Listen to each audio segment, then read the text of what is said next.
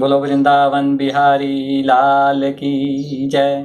जय जय श्री राधे, जय जय श्री राधे। बोलो सच्चिदानंद भगवान की जय, बोलो विष्णु भगवान की जय। कल हमने पढ़ा था कि जब पिता दक्ष ने अपने सभी पुत्रों को जब संतान उत्पन्न करने की आज्ञा दी, तब वे तपस्या करने के विचार से पश्चिम दिशा की ओर चल पड़े। जब देवऋषि नारद ने देखा कि भागवत धर्म में रुचि होने पर भी प्रजावृद्धि के लिए तत्पर हैं, तब उन्होंने उनके पास आकर कहा, अरे हैश्वो, तुम प्रजापति हो तो क्या हो, वास्तव में तुम लोग मूर्ख ही हो। बताओ तो, जब तक तुम लोगों ने सृष्टि का अंत ही नहीं देखा, तब सृष्टि कैसे करोगे? जब तक तुम लोगों ने सृष्टि का अंत ही नहीं देखा तो सृष्टि कैसे करोगे? बड़े खेद की बात है। देखो, एक ऐसा देश है जिसमें एक ही पुरुष है, एक ऐसा बिल है जिसमें बाहर निकलने का रास्ता ही नहीं है। एक ऐसी स्त्री है जो बहुरूपणी है, एक ऐसा पुरुष है जो व्यभिचारिणी का पति है, जो उस व्यभिचारिणी का पति है।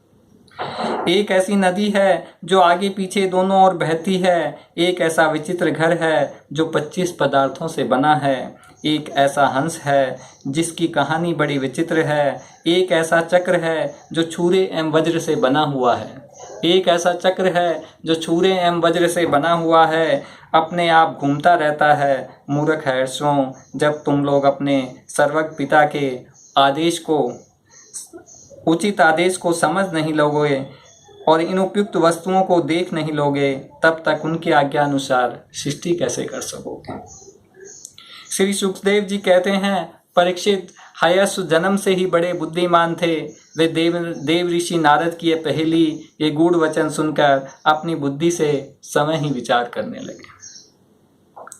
देव ऋषि नारद का कहना तो सच है कि यह सूक्ष्म शरीर ही, जिसे साधारणतः जीव कहते हैं, पृथ्वी है और यही आत्मा का अनादि बंधन है। बोले, आत्मा का जो बंधन है ये सूक्ष्म शरीर है। इसका अंत देखे बिना मोक्ष के अनुपयोगी कर्मों में लगे रहने से क्या लाभ? बोले, इसका अंत देखे बिना मोक्ष के अनुपयोगी जिन कामों का कोई उपयोग नहीं है, उन कामों में लगे रहने से क्या लाभ है? बोले, जब तक मोक्ष नहीं होता तब तक कोई काम करने का क्या लाभ है? सचमुच ईश्वर एक ही है।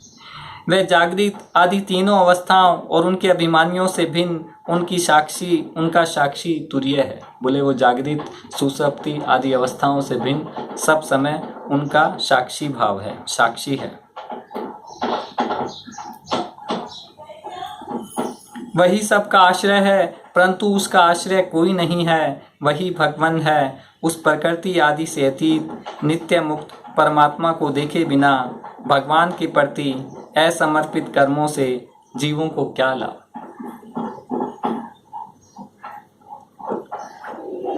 जैसे मनुष्य बिल रूप पाताल में प्रवेश करके वहां से नहीं लौटता, वैसे ही जीव जिसको प्राप्त होकर फिर संसार में नहीं लौटता, जो समय अंतर ज्योति स्वरूप है, उस परमात्मा को जाने बिना विनाशवान स्वर्ग आदि फल देने वाले कर्मों को करने से क्या लाभ है? बोले, जो बिल है, पाताल रूपी बिल से जहाँ से वापस नहीं लौटता, मोक्ष प्राप्त करके मनुष्य संसार में वापस नहीं लौटता, उसको जाने बिना बोले कर्म करने का क्या लाभ? यह अपनी बुद्धि ही बहुरूपणी सत्वरज आदि गुणों के धारण करने वाली व्याभिचारिणी स्त्री के समान है। बोले, हमारी बुद्धि ही जो है वो सत्वरज और तम तीन तरह के गुणों को धारण करती है। यही व्याभिचारिणी स्त्री है। इस जीव में इसका अंत जाने बिना, विवेक प्राप्त किए बिना अशांति को अधिकाधिक बढ़ाने वाले कर्म करने का प्रयोजन ही क्या है? बोले, इस जीव में इसका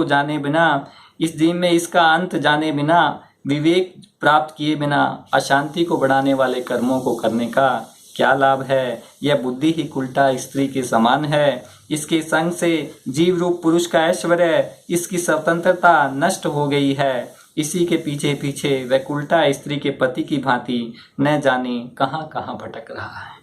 यह बुद्धि ही मनुष्य को कहाँ कहाँ भटकाती रहती है। इसकी विभिन्न गतियों चालों को जाने बिना ही विवेकहीन कर्मों से क्या सिद्धि मिलेगी। माया ही दोनों ओर बहने वाली नदी है। बोले एक जो नदी है दोनों ओर बहती है, वह माया ही दोनों ओर बहने वाली नदी है। यह सृष्टि भी करती है और प्रलय भी। बोले यही सृष्टि करती है और ये प्रलय भी करती है। जो लोग इससे निकलने के लिए तपस्या, विद्या आदि तट का सहारा लेते हैं, उन्हें रोकने के लिए क्रोध, अहंकार आदि के रूप में वह और भी वेग से बहने लगती है। बोले जब मनुष्य इससे तपस्या आदि का सहारा लेके इससे मुक्ति पाना चाहता है, तब वह क्रोध, अहंकार आदि के रूप में और भी वेग से बहने लगती है। जो पुरुष उसके वेग से विवश एवं अनभिज्ञ है, वह माइक कर्मों से माया के द्वारा किए हुए कर्मों से क्या लाभ उठाएगा। ये 25 तत्व ही मनुष्य एक अद्भुत घर है। जिन 25 तत्वों से मनुष्य बना है, यही एक अद्भुत घर है। 25 तत्व हमने बतलाए थे। 5 कर्मेंद्रियां, 5 ज्ञानेंद्रियां, 5 उनके विषय, पंचभूत, पंच तन्मात्रा। पुरुष उनका आश्रय में आश्रय है, वही समस्त कार्य कारणात्मक जगत का अधिष्ठाता है। यह बात न जानकर सच्चा स्वतंत्र प्राप्त किए बिना झूठी स्वतंत्रता के लिए किए जाने वाले कर्म व्यर्थ ही हैं। बोले जब तक परमात्मा को नहीं जाने तब तक झूठी स्वतंत्रता के लिए किए जाने वाले कर्म व्यर्थ ही हैं। भगवान का स्वरूप बताने वाला शास्त्र हंस के समान धीरशील विवेकी है। वह बंध, मोक्ष, चेतन और जड़ को अलग अलग करके दिखा देता है। बोले वह मोक्ष को और बंधन को, चेतन और जड़ को अलग अलग करके दिखा देता है। ऐसे अध्यात्म शास्त्र रूप हंस का आश्रय छोड़कर उसे जाने बिना बहिर्मुख बनाने वाले कर्मों से लाभ ही क्या है। यह काल ही एक चक्र है। यह निरंतर घूमता रहता है। इसकी धार छुरे और वज्र के समान तीखी है और यह सारे जगत को अपनी ओर खींच रहा है। इसको रोकने वाला कोई नहीं है। यह परम स्वतंत्र है। यह बात न जानकर कर्मों के फल को नित्य समझकर जो लोग सकाम भाव से उनका अनुष्ठान करते हैं, उन्हें उन अनित्य कर्मों से क्या लाभ होगा। बोले जो सकाम भाव से कर्मों को करते हैं, उन अनित्य कर्मों से उन्हें क्या लाभ होगा। शास्त्र ही पिता है, क्योंकि दूसरा जन्म शास्त्र के द्वारा ही होता है। शास्त्र ही पिता है, क्योंकि दूसरा जन्म शास्त्र के द्वारा ही होता है और उसका आदेश कर्मों में लगना नहीं, उससे निवृत्त होना है। बोले उसका आदेश कर्मों को करना नहीं, कर्मों से निवृत्त होना है, कर्मों से छुट्टी पाना है। इसे जो नहीं जानता वह गुण में शब्द आदि विषयों पर विश्वास कर लेता है। अब वह कर्मों में निवृत्त होने की आज्ञा का पालन भला कैसे कर सकता है। परीक्षित, हर्षों ने एक मत से यही निश्चय किया और नारद जी की परिक्रमा करके वे उस मोक्ष पथ के पथिक बन गए, जिस पर चलकर फिर लौटना नहीं पड़ता। इसके बाद देवऋषि नारद भगवान श्री कृष्ण चंद्र के चरण कमलों में अपने चिंत को अखंड रूप में स्थित कर लोकांतर में विचरने लगे, लोकों में घूमने लगे। परीक्षित, जब दक्ष प्रजापति को मालूम हुआ कि मेरे शीलवान पुत्र नारद के उपदेश से कर्तव्यच्युत हो गए हैं, कर्तव्य से विमुख हो गए हैं, तब वे शोक से व्याकुल हो गए। उन्हें बड़ा पश्चाताप हुआ। सचमुच अच्छी संतान का होना भी शोक का ही कारण है। बोले अच्छी संतान का होना भी शोक का ही कारण है। ब्रह्मा जी ने दक्ष प्रजापति को बड़ी संतावना दी। तब उन्होंने पंचजनी नंदनी असिक्री के गर्भ से 1000 पुत्र और उत्पन्न किए। उनका नाम था शबलाश्व। 1000 पुत्र और उत्पन्न किए, उनका नाम था शबलाश्व। वे भी अपने पिता दक्ष प्रजापति की आज्ञा पाकर प्रजा सृष्टि के उद्देश्य से तप करने के लिए उसी नारायण सरोवर पर गए। जहाँ जाकर उनके बड़े भाइयों ने सिद्धि प्राप्त की थी। सब लाशमों ने वहां जाकर उस सरोवर में स्नान किया। स्नान मात्र से ही उनके अंतःकरण के सारे मल धुल गए। अब वे पर ब्रह्म स्वरूप प्रणव का जप करते हुए महान तपस्या में लग गए। कुछ महीनों तक केवल जल, कुछ महीनों तक केवल हवा पीकर ही उन्होंने हम नमस्कार पूर्वक ओंकार स्वरूप भगवान नारायण का ध्यान करते हैं। जो विशुद्धचित्त में निवास करते हैं, सबके अंतर्यामी हैं तथा सर्वव्यापक हैं एवं परमहंस स्वरूप हैं। इस मंत्र का अभ्यास करते हुए मंत्राधिपति भगवान की आराधना की। बोले इस मंत्र का अभ्यास करते हुए उन्होंने भगवान की आराधना की। परीक्षित, इस प्रकार दक्ष के पुत्र सब लाश प्रजा सृष्टि के लिए तपस्या में संलग्न थे। उनके पास भी देव ऋषि नारद आए। उन्होंने पहले के समान ही कूट वचन कहे। उन्होंने कहा, दक्ष प्रजापति के पुत्रों, मैं तुम लोगों को जो उपदेश देता हूँ उसे सुनो। तुम लोग तो अपने भाइयों से बड़ा प्रेम करते हो, इसलिए उनके मार्ग का अनुसंधान करो। जो धर्मक भाई अपने बड़े भाइयों के श्रेष्ठ मार्ग का अनुसरण करता है, वही सच्चा भाई है। वह पुण्यवान पुरुष परलोक में मरुद गणों के साथ आनंद भोगता है। परीक्षित, सब लाशों को इस प्रकार उपदेश देकर देव ऋषि नारद वहां से चले गए। उन लोगों ने भी अपने भाइयों के मार्ग का ही अनुगमन किया, क्योंकि नारद जी का दर्शन कभी व्यर्थ नहीं जाता। वे उस पथ के पथिक बने जो अंतर्मुखी वृत्ति से प्राप्त होने योग्य अत्यंत सुंदर भगवत प्राप्ति के अनुकूल है। वे बीती हुई रात्रियों के समान न तो उस मार्ग से अब तक लौटे हैं, न आगे ही लौटेंगे। दक्ष प्रजापति ने देखा कि आजकल बहुत से अपशकुन हो रहे हैं। उनके चित्त में पुत्रों के अनिष्ट की आशंका हो आई। इतने में ही उन्हें मालूम हुआ कि पहले की भांति अब की बार भी नारद जी ने मेरे पुत्रों को चौपट कर दिया है। उन्हें अपने पुत्रों की कर्तव्य से डिग जाने से बड़ा शोक हुआ। वे नारद जी पे बड़े क्रोधित हुए। दक्ष प्रजापति ने नारद जी को लक्ष्य करके कहा, ओ दुष्ट, तुमने झूठ मूठ का साधुओं का बाना पहन रखा है। हमारे भोले भाले बालकों को भिक्षुकों का मार्ग दिखाकर तुमने हमारा बड़ा अपकार किया है। अभी उन्होंने ब्रह्मचर्य से ऋषि ऋण, यज्ञ से देव ऋण और पुत्र उत्पत्ति से पितृ ऋण नहीं उतारा था। उन्हें अभी कर्म फल की नश्वरता के संबंध में भी कुछ विचार नहीं था, परंतु पापात्मन, तुमने उनके दोनों लोकों का सुख चौपट कर दिया। उनके दोनों लोकों का सुख चौपट कर दिया। सचमुच तुम्हारे हृदय में दया का नाम भी नहीं है। तुम इस प्रकार बच्चों की बुद्धि बिगाड़ते फिरते हो। तुमने भगवान के पार्षद में रहकर उनकी कीर्ति में कलंक ही लगाया है। सचमुच तुम बड़े निर्लज हो। मैं जानता हूँ भगवान के पार्षद सदा सर्वदा दुखी प्राणियों पर दया करने के लिए ही व्यग्र रहते हैं, परंतु तुम प्रेम भाव का विनाश करने वाले हो। तुम उन लोगों से भी वैर करते हो जो किसी से वैर नहीं करते। बोले मेरे पुत्र किसी से वैर नहीं करते थे।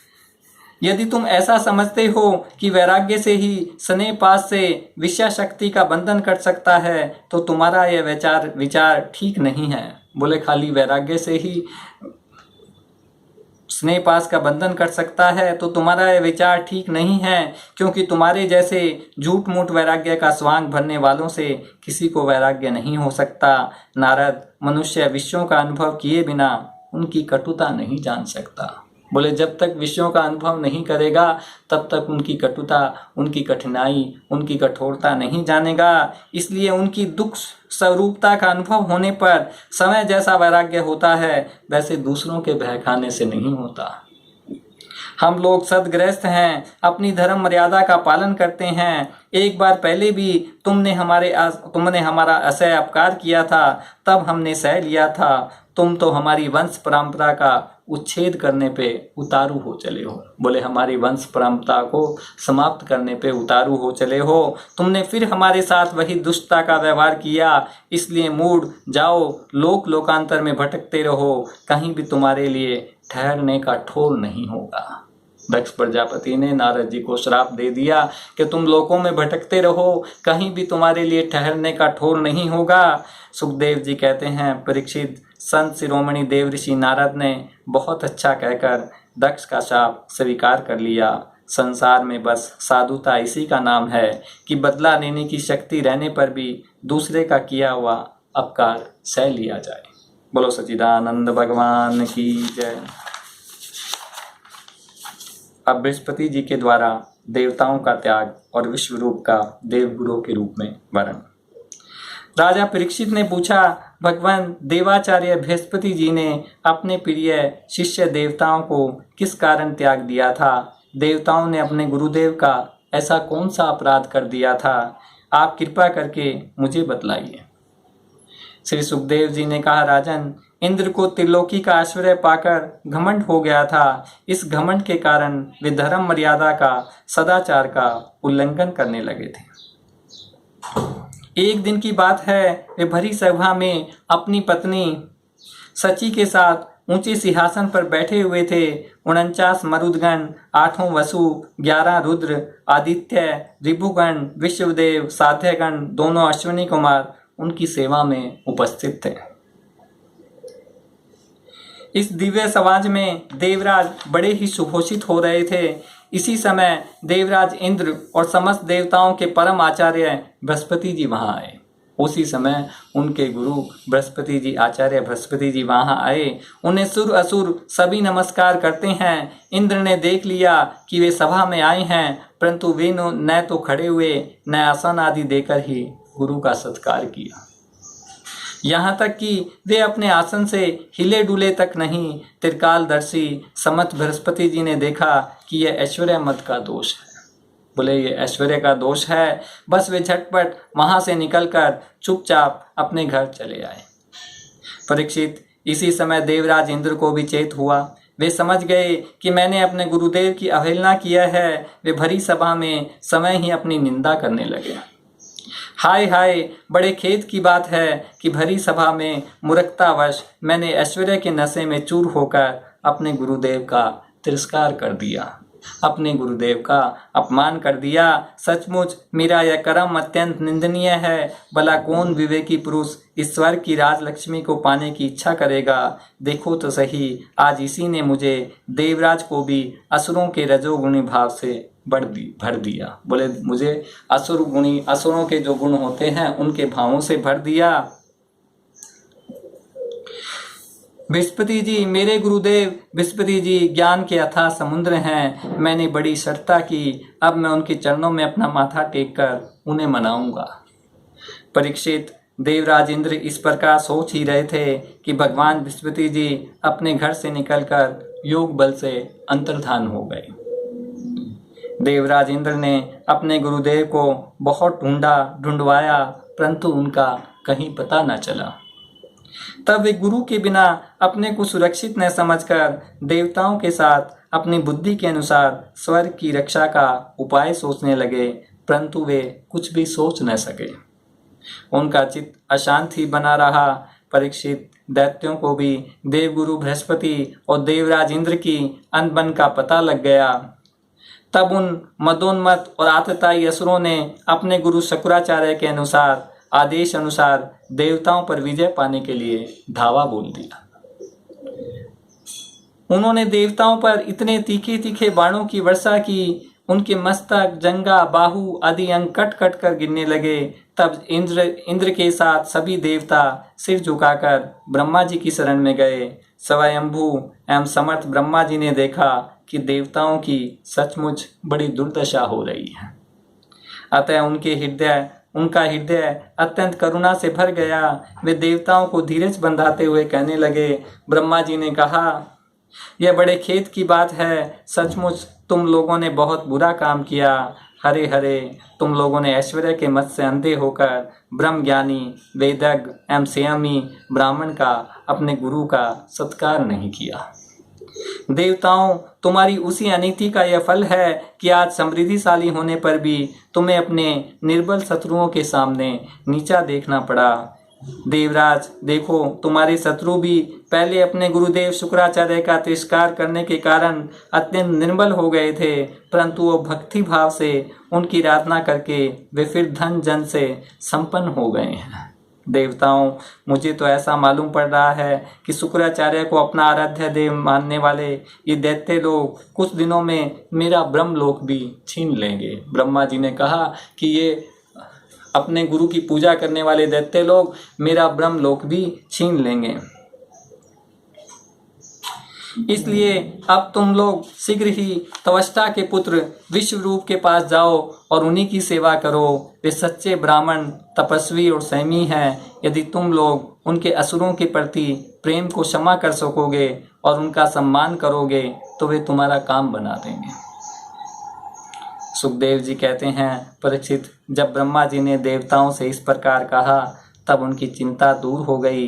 वे त्वष्टा के पुत्र विश्वरूप ऋषि के पास गए, उन्हें हृदय से लगाकर यूं कहने लगे। देवताओं ने कहा, बेटा विश्वरूप तुम्हारा कल्याण हो, बेटा विश्वरूप तुम्हारा कल्याण हो। हम तुम्हारे आश्रम पर अतिथि के रूप में आए हैं। हम एक प्रकार से तुम्हारे पितर हैं, हम एक प्रकार से तुम्हारे पितर हैं। इसलिए तुम हम लोगों की समयोचित अभिलाषा पूर्ण करो। जिन्हें संतान हो गई हो उन सत्पुरुषों का भी सबसे बड़ा धर्म यही है कि वे अपने पिता तथा अन्य गुरुजनों की सेवा करें।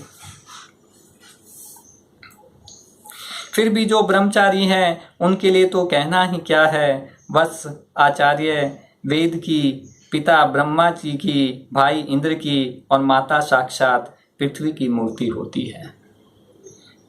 बोले आचार्य वेद की, पिता ब्रह्मा की, भाई इंद्र की और माता साक्षात पृथ्वी की मूर्ति होती है। बहन दया की, अतिथि धर्म की, अभ्यागत अग्नि की, जगत के सभी प्राणी अपने आत्मा की ही मूर्ति आत्म स्वरूप होते हैं। बोले जगत के सभी प्राणी अपनी आत्मा की प्रतिमूर्ति आत्म स्वरूप होते हैं। पुत्र, हम तुम्हारे पितर हैं। इस समय शत्रुओं ने हमें जीत लिया है, हम बड़े दुखी हो रहे हैं। तुम अपने तपोबल से हमारा यह दुख, दारिद्र्य, पराजय टाल दो। पुत्र, तुम्हें हम लोगों की आज्ञा का पालन करना चाहिए।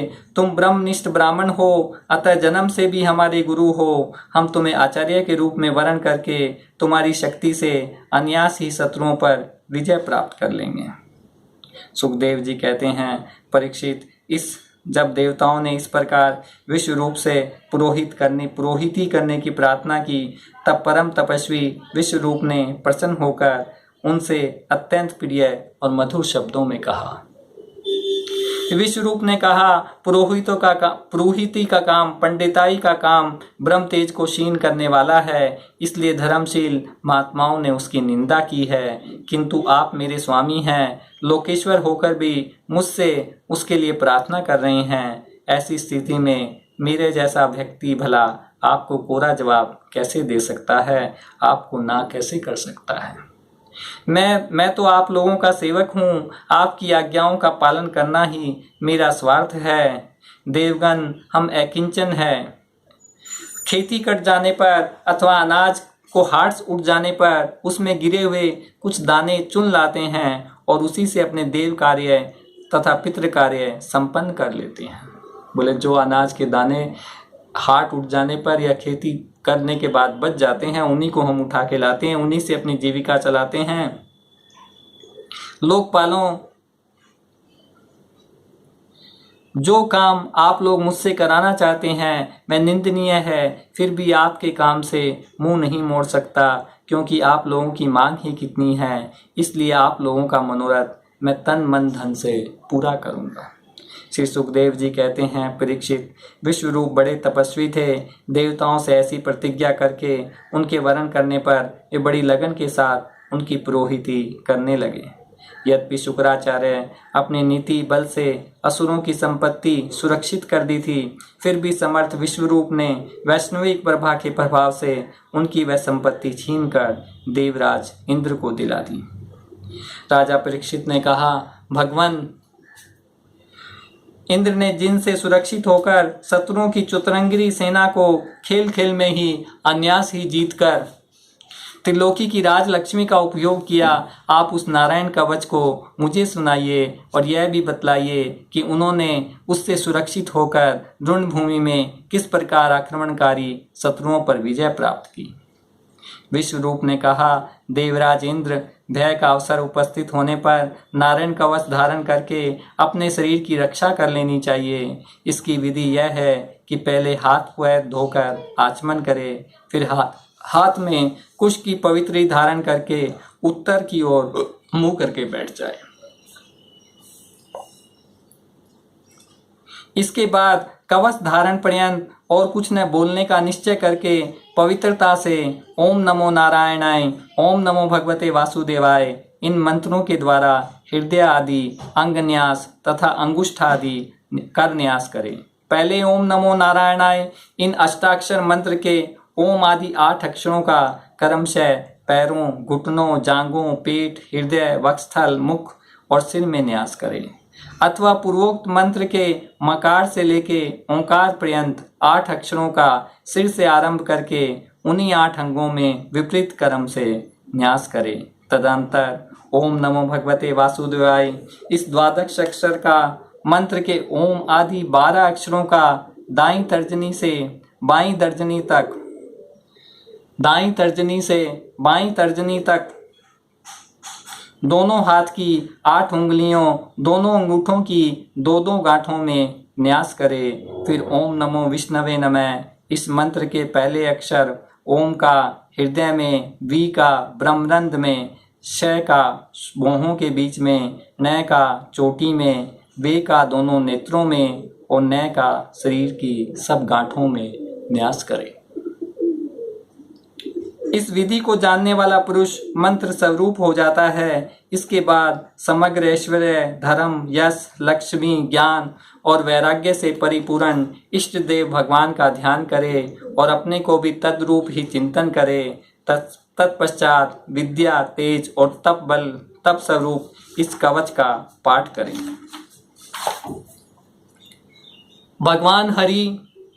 भगवान श्री हरि गरुड़ जी की पीठ पर अपने चरण कमल रखे हुए हैं। अणिमा आदि 8 सिद्धियां उनकी सेवा कर रही हैं। 8 हाथों में शंख, चक्र, ढाल, तलवार, गदा, बाण, धनुष और पाश धारण किए हुए हैं। वे ही ओंकार स्वरूप प्रभु सब प्रकार से, सब ओर से मेरी रक्षा करे। मत्स्य मूर्ति भगवान जल के भीतर जल जंतुओं से और वरुण के पास से मेरी रक्षा करे। माया से ब्रह्मचारी का रूप धारण करने वाले वामन भगवान स्थल पर और विश्व रूप श्री त्रिविक्रम भगवान आकाश में मेरी रक्षा करें। जिनके घोर अट्टहास से सब दिशाएं गूंज उठी थी, गर्भवती दैत्य पत्नियों के गर्भ गिर गए थे। वे दैत्य यूथपतियों के शत्रु भगवान नरसिंह किले, जंगल, रणभूमि आदि विकट स्थानों में मेरी रक्षा करें।